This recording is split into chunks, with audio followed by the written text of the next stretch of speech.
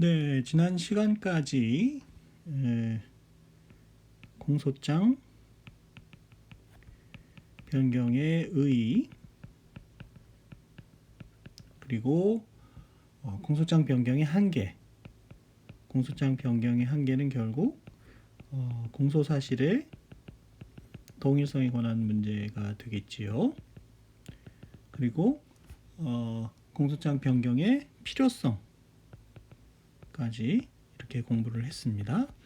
그래서 공소장 변경의 의의, 공소장 변경의 한계, 공소장 변경의 필요성에 대해서 공부했는데 이번 시간에는 공소장 변경 절차에 대해서 보도록 하겠습니다. 공소장 변경과 관련된 절차. 먼저 1719에 보시면 제298조 제3항은 법원은 공소장 변경이 있을 때에는 그 사유를 신속히 피고인 또는 변호인에게 고지하여야 한다라고 규정을 하고 있지요. 공소장 변경이 피고인에게 심판의 대상이 변경됨으로 인해서 상당한 영향을 주기 때문에 알려야 한다는 것이죠. 이것과 관련해서 2013년에 선고된 2013도 5165 판결은 형사소송 규칙 132조 제3항은 공소장 변경 허가 신청서가 제출된 경우 법원은 그 부본을 피고인 또는 변호인에게 즉시 송달하여야 한다고 규정하고 있는데 피고인과 변호인 중에 누군가에게 송달하면 된다는 것이지 피고인과 변호인 모두에게 부본을 송달하여야 하는 취지가 아닌 것은 문헌상 명백하므로 공소장 변경 신청서 부본을 피고인과 변호인 중 어느 한쪽에 대해서만 송달하였다고 하여 절차상 잘못이 있다고 할 수 없다는 것이지요. 그래서 이 사건의 경우에는 공소장 변경 허가 결정이 있었던 공판기일 전에 피고인의 국선 변호인이 공소장 변경 허가 신청서 부본을 수령하였다면 따로 피고인에게 공소장 변경 허가 신청서 부본을 송달하지 않더라도 공판 절차에 문제가 없다는 것입니다. 그리고 1722에서 나오는 법리는요. 변론의 병합 여부는 법원의 재량에 속하므로 이 사건을 다른 사건과 병합하여 심리하지 않았다 하여 이를 위법이라고 할 수 없다. 변론의 병합이라는 것에 대해서 이제 나중에 공부를 할 텐데요. 강의안 2456 이하에서 변론의 병합에 대해서 다뤄보겠는데 그것이 법원의 재량이라는 것이지요. 네, 그리고 판례 밑에 이제 사건명에서 인정된 제명이라는 사건명을 쓰는 경우와 인정된 제명 그리고 예비적 제명이나 변경된 제명을 쓰는 경우에 대해서 적어 놓았으니 참고로 읽어봐 주시면 고맙겠습니다. 계속해서 298조 제4항은 법원은 공소장 변경이 피고인의 불이익을 증가할 염려가 있다고 인정한 때에는 직권 또는 피고인이나 변호인의 청구에 의하여 피고인으로 하여금 필요한 방어의 준비를 하게 하기 위하여 결정으로 필요한 기간 공판 절차를 정지할 수 있다고 규정을 하고 있습니다. 공판 절차에 대해서도 강의안 2452하에서 공판 절차의 정지에 대해서 배울 텐데요. 공소장 변경으로 인해서 방어 준비에 필요한 경우에는 공판 절차를 정지해서 피고인에게 공판 절차를 준비할 시간을 주도록 하자 이런 것이죠.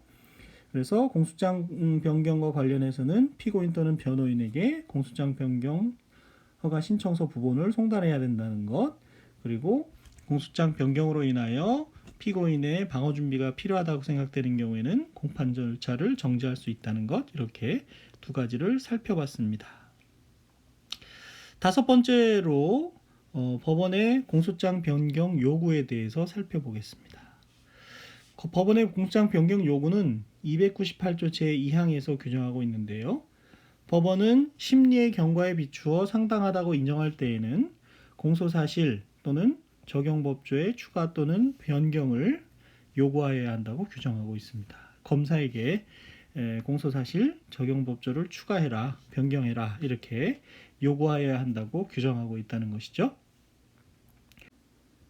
이와 같은 법원의 공소장 변경 요구 제도의 취지는 검사가 공소장을 변경하지 않는다면 명백히 죄를 범한 자를 무죄로 하는 일이 생길 수 있기 때문에 법원으로 하여금 공소사실 또는 적용법조를 추가 또는 변경하도록 요구함으로써 적정한 형사사법을 실현하기 위한 실현하는데 제도의 취지가 있다고 합니다. 그러니까 혐의가 없어서 공소사실을 철회하는 것을 요구사항에서 제외한 것은 법조문에서 당연한 것이다. 이렇게 보는 견해가 있습니다. 네, 참고로 그와 같은 제도의 취지에 대해서 한번 살펴보면 되겠고요.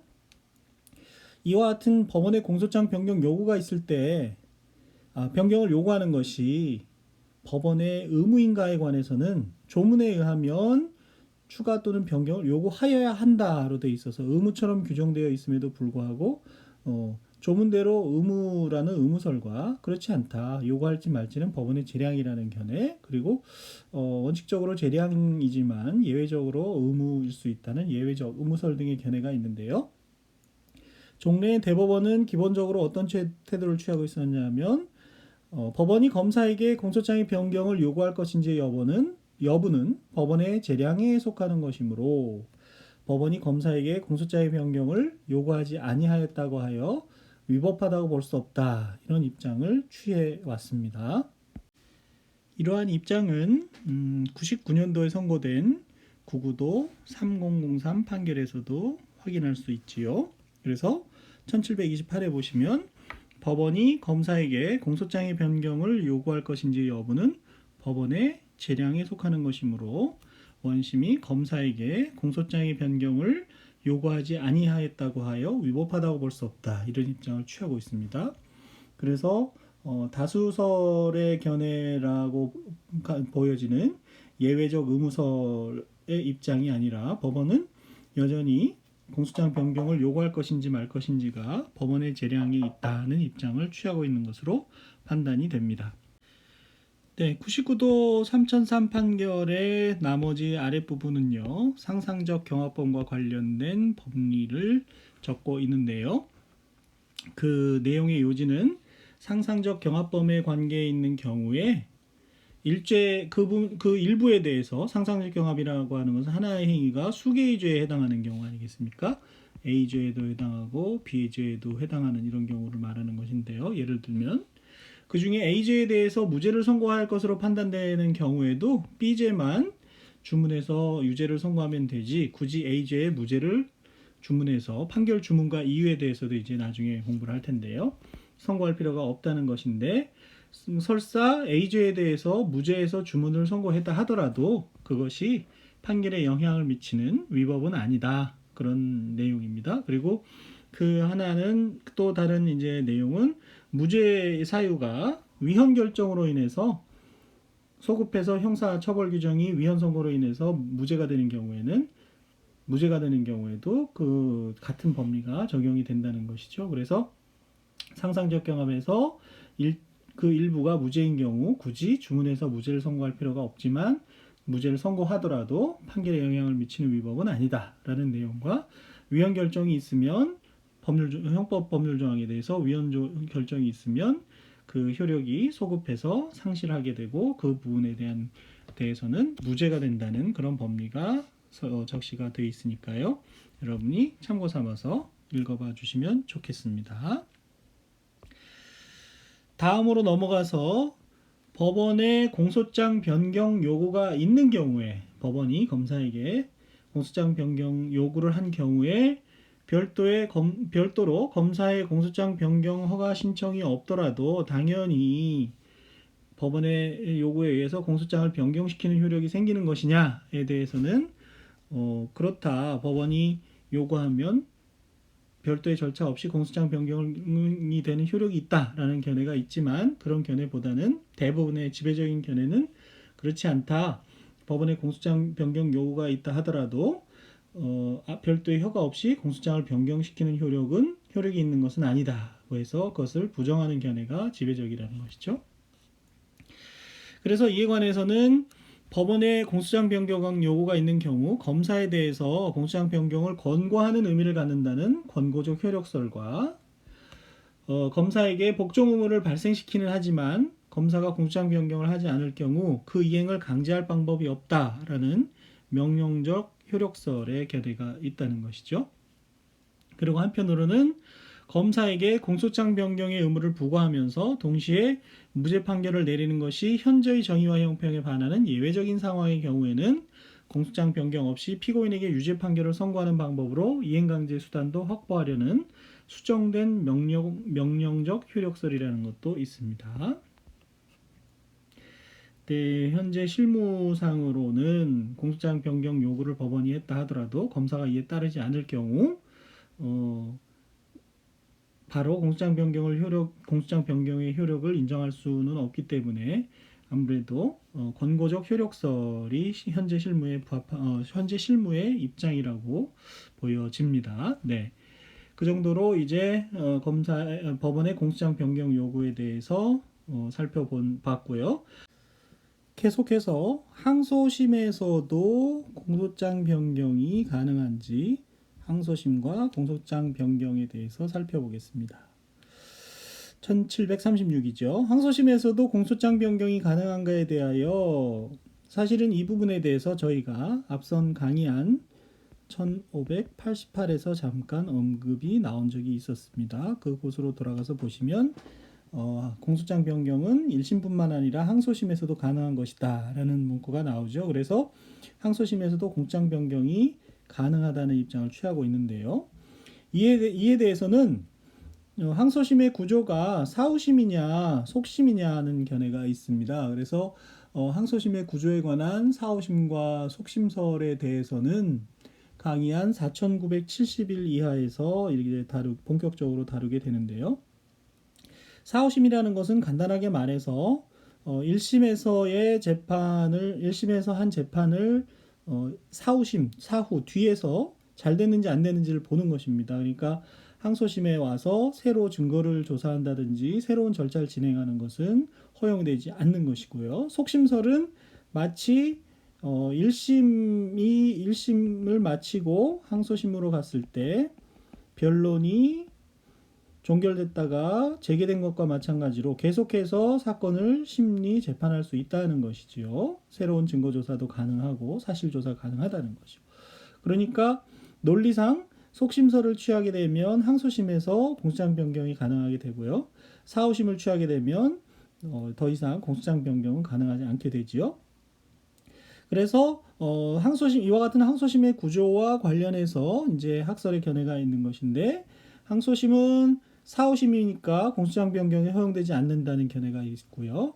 항소심에서 원심 판결을 파기하는 때에만 공소장 변경이 허용된다는 견해가 있고, 항소심에서도 당연히 공소장 변경이 허용된다는 이런 견해들이 있습니다. 이에 대해서 우리 대법원은 어떤 입장을 취하고 있는지 한번 볼까요?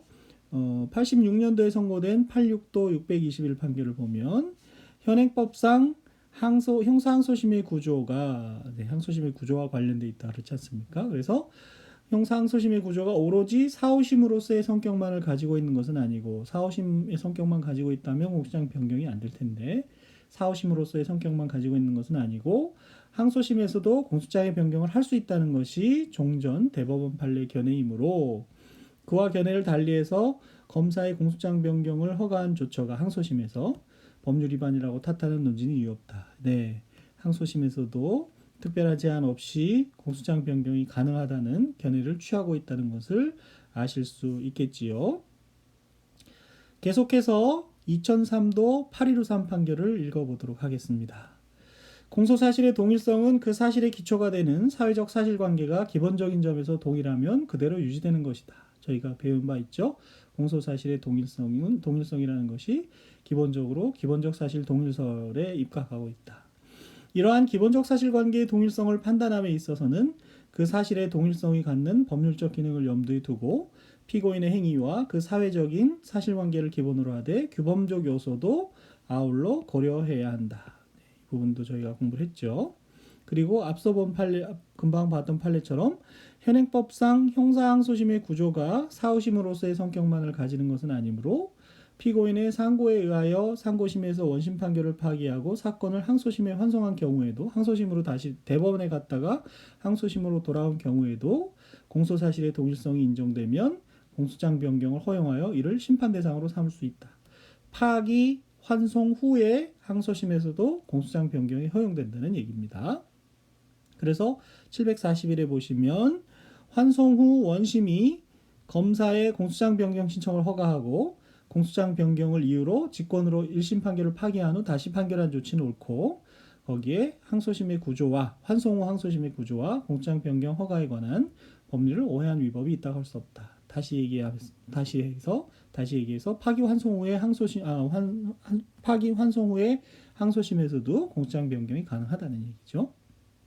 한편 1742 얘기는 이제 공소시효와 관련된 여부인데요.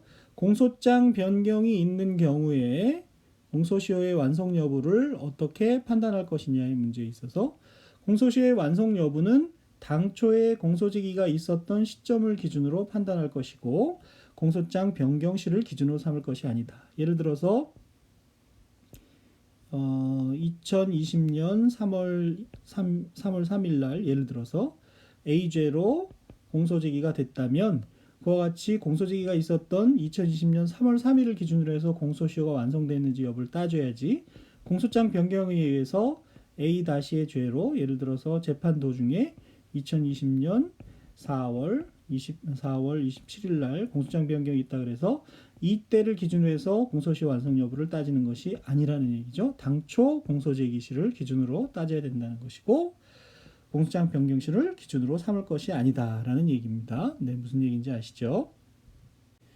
그래서 이 사건의 경우를 살펴보면요.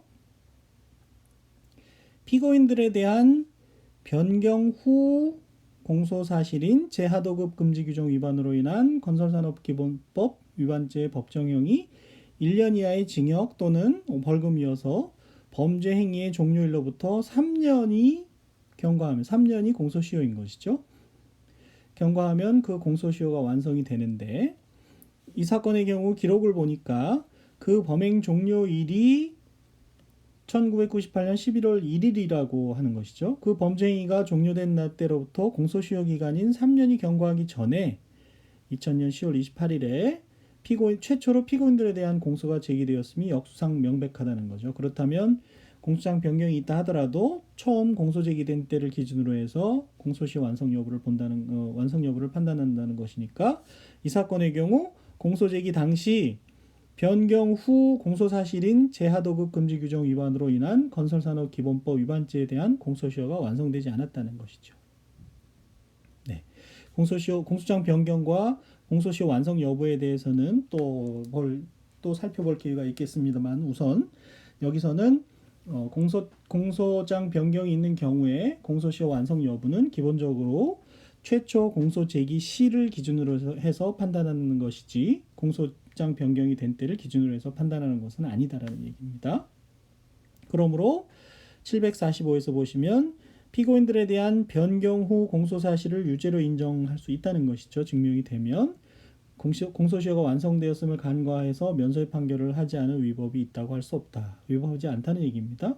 공소장 변경된 공소사실에 대해서 이미 최초 공소 제기 시에 공소시효 완성이 되지 않았기 때문에 당연히 이렇게 판결할 수 있다는 것이고 공소시효가 그 공소장 변경 전에 3년이 지났다고 해서 공소시효가 완성됐으니 면소를 판결해야 된다. 이런 논리는 성립하지 않는다는 얘기가 되겠지요. 한편 그 뒤에 나오는 746에 나오는 논의들은 구건설산업기본법이 개정이 돼서 시행이 됐는데 법률부 측에서 이 법 시행 전의 행위에 대한 벌칙 및 과태료 적용에 있어서는 종전에 규정해야 한다라는 내용의 경과 조치를 두고 있으므로 구법 시행 당시 행위에 대하여는 당연히 그 경과 조치에 의해서 구법을 적용해야 하는 것이고요. 이 경우 법률의 개정으로 범죄를 구성하지 않게 되거나 형이 폐지되었다고 볼 여지가 없지요. 왜냐하면 구법을 적용해야 되니까요. 역시 면소사유에 해당하지 않는다는 것이지요. 그래서 1747에 보시면 개정 건설산업기본법 부칙 제6조에서 위와 같은 개정법률 시행 전의 행위에 대한 벌칙의 적용에 있어서는 종전에 규정해야 한다는 경과 규정을 두고 있는 이상 원심이 구건설산업기본법 시행 당시에 행하여진 이 사건 공소사실에 대하여 건설산업기본법을 적용하여 처벌한 것은 정당하고 거기에 상고 이유 주장과 같은 법률 적용에 위법이 있다고 할 수 없다는 것입니다. 그리고 748에서는 구체적인 범죄 사실에 적용하여야 할 실체법규 이외의 법규에 관하여는 판결문상 그 규정을 적용한 취지가 인정되면 되고 특히 그 법규를 법률 적용란에 표시하지 아니하였다 하여 위법하다고 할 수는 없다 할 것인 바. 자, 이 부분을 또 이해하려면 판결문의 구조를 잘 이해하셔야 되는데요. 아까 사실은 상상적 경합을 이루는 일죄에 대해서 무죄가 선고되는 경우 주문에서 무죄를 선고할 필요 없이 이유에서만 무죄 취지를 판단하면 된다. 뭐 이런 얘기가 나왔었는데요. 판결문의 구조는 나중에 보시면 주문과 이렇게 이유로 구성이 됩니다. 그래서 주문에는 예를 들어서 피고인을 징역 1년에 처한다. 뭐 피고인의 어떠어떠한 죄는 무죄. 뭐 이런 식의 규정을 여기다 이제 결론을 적게 되는 것이죠. 집행유예도 여기다 적고요. 그리고 이유는 형사소송법 323조에 의해서 유죄의 경우 유죄가 되는 범죄 사실 그리고 그 유죄를 뒷받침하는 증거의 요지를 적게 되어 있고요. 어떤 법령이 적용되는지 법령을 여기다 이렇게 기재하게 되어 있습니다. 그리고 최근에는 법원조직법에 의해서 양형의 이유 왜 그와 같은 형을 선고하게 됐는지를 이렇게 적게 되는 것이죠. 여기서 말하는 법률 적용란에 표시하지 않는다는 것은 바로 이 판결문의 구조에서 나오는 이 법령 적용란에 건설산업기본법 몇 조 위반, 몇 조 이런 것을 6조면 6조, 8조면 8조 이런 식으로 써야 되는 부분에 관한 그런 얘기입니다. 여기에는 이제 실체법규 이외의 법규에 관하여는 굳이 적지 않아도 위법한 것이 아니다. 그런 뜻이 되는 것이지요. 749에서 보면 그래서 결국 원심이 법률 적용란에 건설산업기본법이라고 명시한 이상 개정건설산업기본법 부칙 6조의 경과규정의 벌칙 등에 관한 경과조치를 통하여 건설산업기본법을 적용한 취지임이 명백하므로 법률 적용에서 개정건설산업기본법 부칙 제6조를 판결문에 이렇게 법률 적용란에 쓰지 않았더라도 판결에 영향을 미친 위법이 있다고는 할 수 없어서 상고 이유가 되지 않는다. 그런 뜻이 되겠습니다. 네. 지난 몇 시간을 통해서 계속 공소장 변경에 대해서 저희가 공부하였습니다. 공소장 변경이 이제 강의하기도 그렇게 쉽지가 않고 생각보다 학생들이 이해하기도 그렇게 쉽지 않은 부분들이 있는 것 같습니다. 왜냐하면 이제 실무를 해보지 않고 말로써 글로써 이해하려고 하다 보니까 그런 어려운 점이 있는 것인데요. 제 강의의 목차는 지금까지 보신 것처럼 공소장 변경의 의의가 무엇인지 이 의의를 설명하면서 제가 왜 보조자료를 갖다 놓고 공소장 변경 중에 추가, 철회, 변경의 예를 그렇게 들었지 않습니까? 그 부분을 잘 생각해 보시면 이 전체적인 공소장 변경의 전체적인 파트를 이해하는데 상당한 도움이 될 것입니다.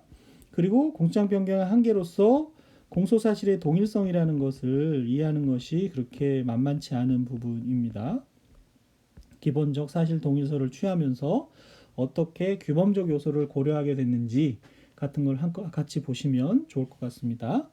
그리고 그 이하의 부분들, 이제 공소장 변경의 필요성이라든지, 공소장 변경의 요부라든지, 공소장 변경에 관련된 절차라든지, 공소장 변경 요구했을 때 효력이라든지, 공소장 변경을 항소심에서 할 수 있는지 이런 부분들은 비교적 상대적으로 이해가 쉬우실 겁니다. 그래서 공소사실의 동일성에 대한 파트와 공소장 변경의 필요성 부분 이런 부분을 공소장 변경의 필요성 부분을 잘 이해하시면 형사소송법의 초반부 이제 전반부와 후반부로 나눠지는데요.